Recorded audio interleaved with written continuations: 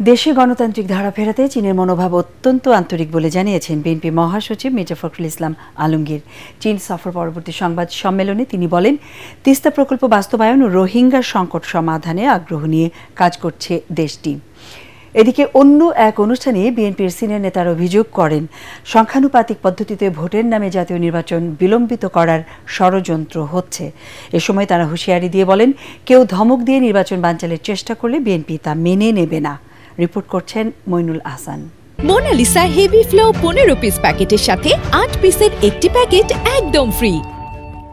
তার সাথে আরো উপস্থিত ছিলেন 5 দিনের চীন সফর নিয়ে দলের চেয়ারপারসনের গুলশান কার্যালয়ে সংবাদ সম্মেলনে বিএনপি মহাসচিব মির্জা ফখরুল ইসলাম আলমগীর বলেন, পৃথিবীর বিভিন্ন দেশে রাজনৈতিক দলের সাথে সফর বিনিময় চীনা কমিউনিস্ট পার্টির একটি ঐতিহ্য।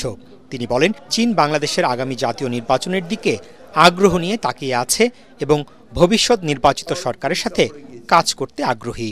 চীন আশা প্রকাশ করেছে যে নির্বাচিত সরকারের সঙ্গে তারা আরো গভীর দৃঢ়তার সঙ্গে, আন্তরিকতার সঙ্গে, ভালোবাসার সঙ্গে, প্রবেশের সঙ্গে কাজ করবে। তিস্তা প্রোগ্রাম নিয়ে আমরা আলোচনা করেছি, তারা এটাতে ইতিবাচকভাবে সাড়াও দিয়েছেন, এটার উপরে তারা কাজ করছেন। আমরা অবশ্যই তাদের যে প্রস্তাব যদি তারা দেয় সে বিষয়টা আমরা ভবিষ্যতে যদি আমরা কখনো সরকার পরিচালনার দায়িত্বে আসি তখন সেটা আমরা অত্যন্ত ইতিবাচকভাবেই দেখব বলে আমরা বলেছি।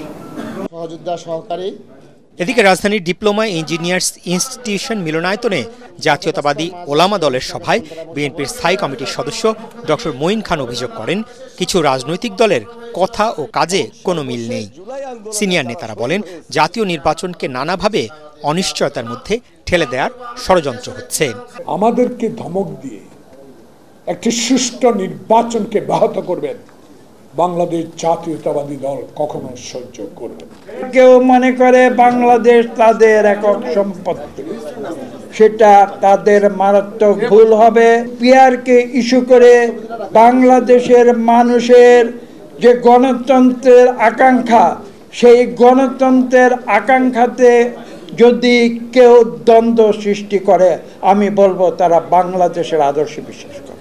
বিএনপি নেতারা ব্যক্তি বা দলীয় স্বার্থের ঊর্ধ্বে উঠে ফ্যাসিবাদ বিরোধী ঐক্য ধরে রাখতে সবার প্রতি আহ্বান জানান। সহযোদ্ধা সহকারী মইনুল আহসান, এটিএন বাংলা, ঢাকা।